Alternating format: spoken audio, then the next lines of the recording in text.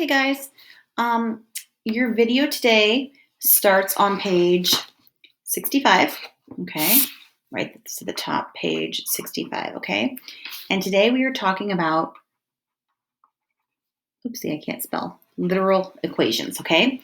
And basically the literal equation is just rewriting variable equations to isolate one variable, okay? Which means getting one variable by itself.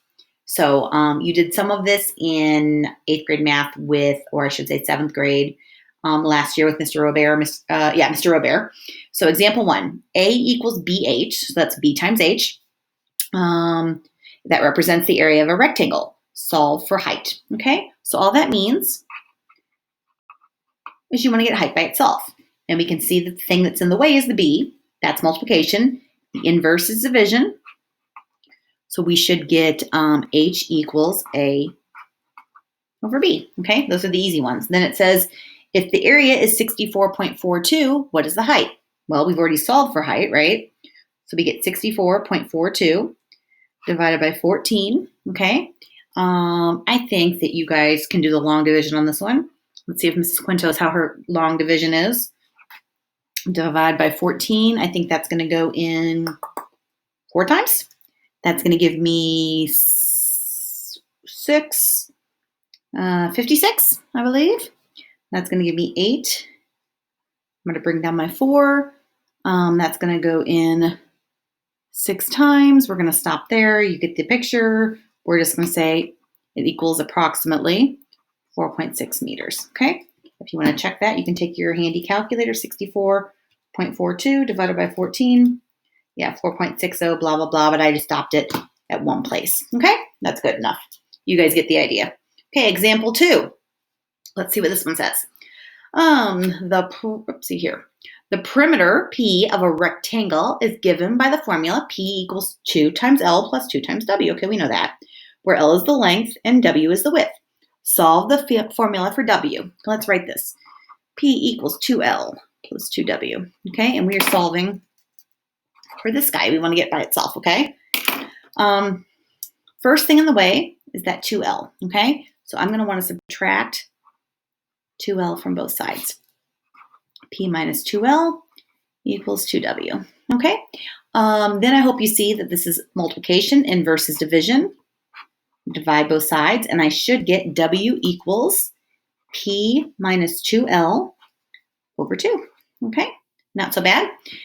If perimeter is 120 and length is 24, what is the width? Okay, and you can kind of see as these problems, the second part of it, it's kind of explaining to you why you would want to solve for a certain variable, right? Because it's much easier if you have these things and you're looking for width to solve for W first and then do our plug and chug, okay?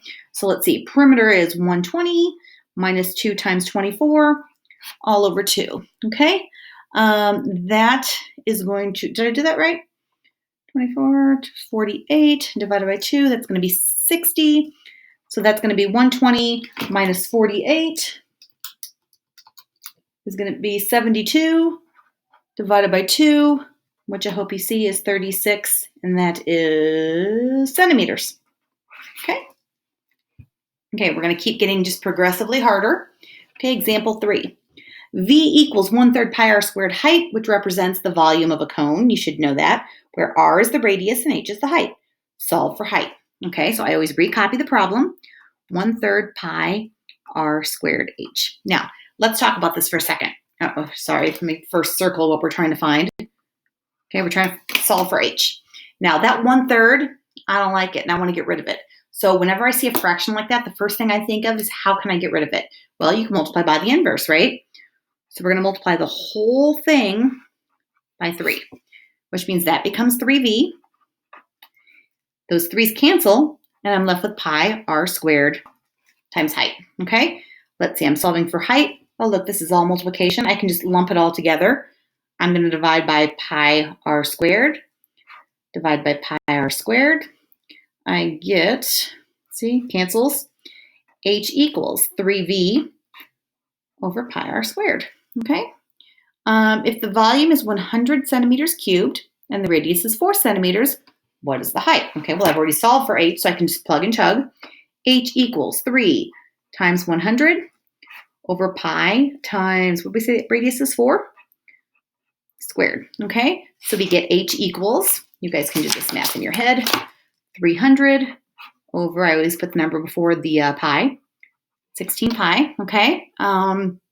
In this kind of situation, when I'm dealing with pi, I believe Mr. Robert does it the same way. He makes you give an exact and an approx, right? So my exact, let's see, you can divide both of those by 4, right? So we're going to do, sorry, I can't write. That is going to be 75 divided by 4. It's 4 pi, and that's going to be centimeters. Okay, so there's my exact. If I want to pop that in my calculator, I'm just going to say 75 divided by, make sure you put the denominator, the denominator in parentheses, and that's 4 pi. So 4, you can see the pi is right here, second pi, close parentheses, and we get about 5.97. We'll say 97. Let's see, 5.97. And we should have done h equals, okay, because this is an approximate, it's h, and you do your little squiggly for approximately, okay? Let's look at another one. This is a toughie. The formula for a trapezoid here, huh? Area equals 1/2 the quantity b1 plus b2 times h. Okay, trapezoid, b1 is the first base, b2 is the second base, and h is a height. Solve for b2. Okay, so write it out. A equals 1/2 b1 plus b2 times h, okay? We are solving for this guy. Let's not get in the way of the parenthesis. Okay, first thing I hope you see right away, just like this, just like this one, I'm going to get rid of that 1/2. So I'm going to multiply the whole thing by 2, okay? That gives me 2a. Those 1/2 and 2 cancel, so I'm left with b1 plus b2 in parentheses times h, okay? Now, what am I going to do? Let's see. Well, I can break that apart, right? I can divide both sides by h. That's going to help some. We got b1 plus b2 equals 2a over h, okay? And what was I solving for? b2. So the last thing, guys, is just to subtract b1 from both sides, right? So we're going to get b2 equals 2a over h, and that's minus b, okay? I know these things, I can't speak. These seem tricky, but they do get easier as you work through them. And then it says the area is 150 feet squared and the height is 10. Let me see something. Oh, that's just a typo.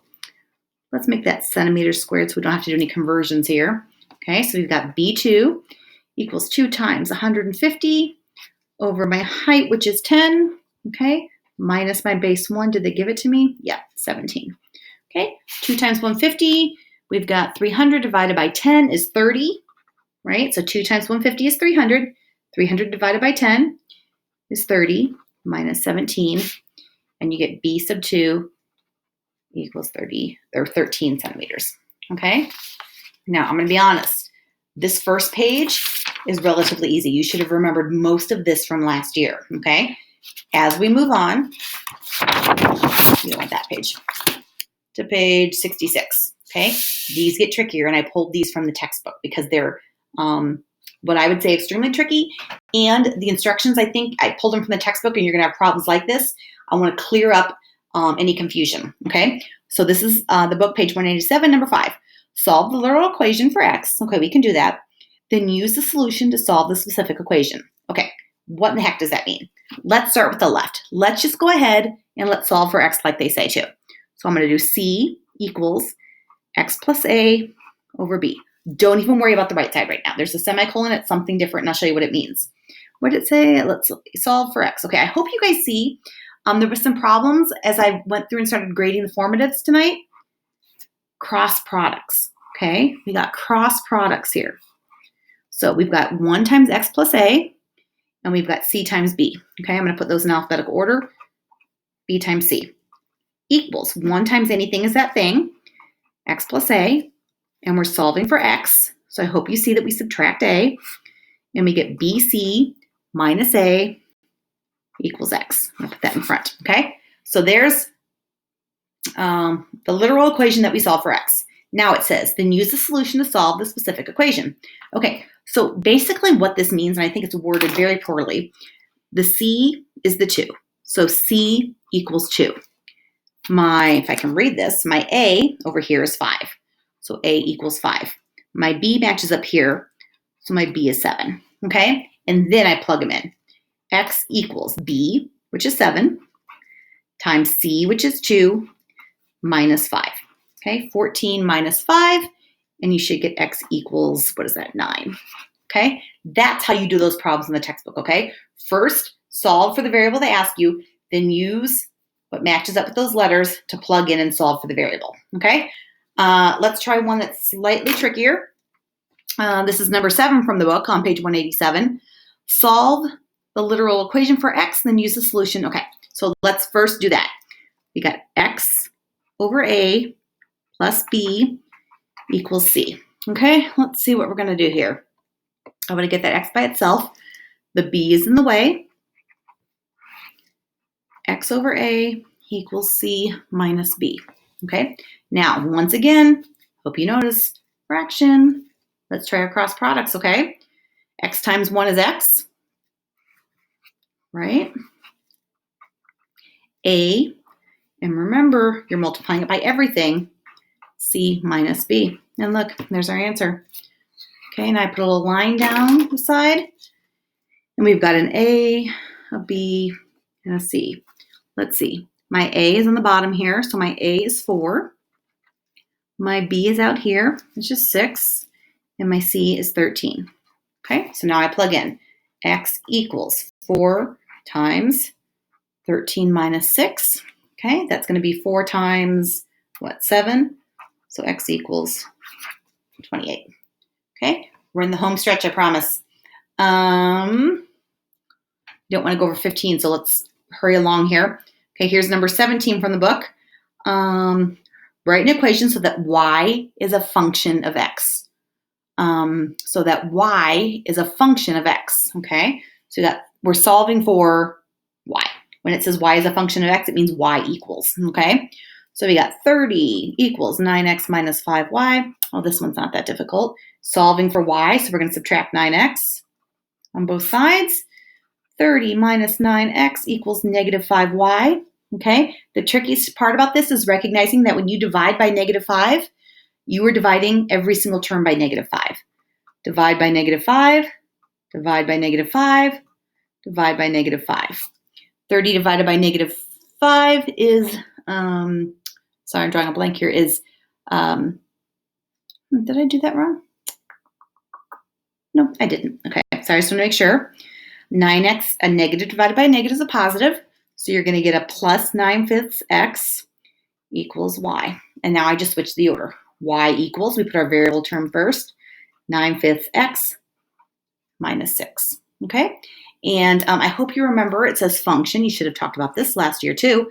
A function we write as f of x equals 9/5 x minus b, okay? And what do we got here? Okay, we're writing the equation so that y is a function of x. So again, we're solving for y.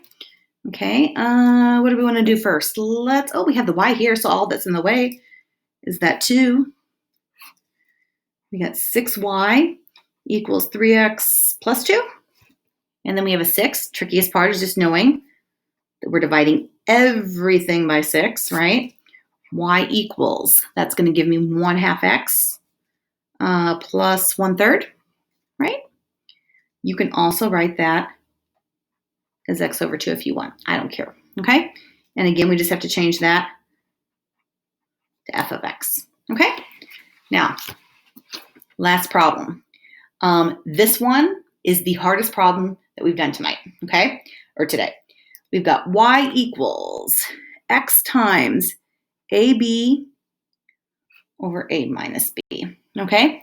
Now it says to solve the literal equation for a. And look at this. We have, well, this is a pain. We have a on the top and a on the bottom, okay? I'm not going to make this easy on you, right? First thing I'm going to do, I'm just going to get rid of that pesky x, okay? I'm going to divide both sides by x. So I get y over x equals ab over a minus b. Okay? Now, I hope you see by doing that, we can get some cross products, okay? The key when you have multiple of the letter you're trying to solve for, you want to get them on the same side, but on the same level, okay? Right now, one's in the numerator, one's in the denominator. You want to get those on the same level, and I'm going to show you how we do that. Let's do some cross products, okay? We got x times ab, right? So let's do abx, okay? abx. Let's go the other way, and we're going to get y times a minus b, okay? That's the first step. Now, remember what I said. Let's multiply that out, okay? abx equals ya minus yb, okay? I'm getting close. Let's see what I'm going to do next. abx minus y. Oh, remember, what did I say? I'm trying to solve for a. I want to get that a, or both a's, on the same side and the same level. Well, I'm all on the same level now. I don't have a numerator and a denominator, but I've got to get it to the right side, or left side. So I'm going to subtract ya. We're in this home stretch here. We've got abx minus ya equals negative yb, right? Okay. Here is where it gets tricky, and I hope you remember that challenge problem we did a few days ago, okay? What I'm going to do is I can see that I can pull an a out of both. Get a times bx minus y equals negative yb, okay? Which makes my life a whole lot easier because now I can just divide by bx minus y, and we get a equals, okay, that cancels. I'm going to put my b first, remember alphabetical order, negative by over bx minus y, okay? If you had a hard time following that, my suggestion is 1, look over it now. Now that we've done it, look back over my steps. 2, don't stress out. We're going to go over more problems like this tomorrow. I would consider this to be a challenge problem for right now. By the time we get to the summative, you will be able to do these types of problems, okay? And that is all for tonight.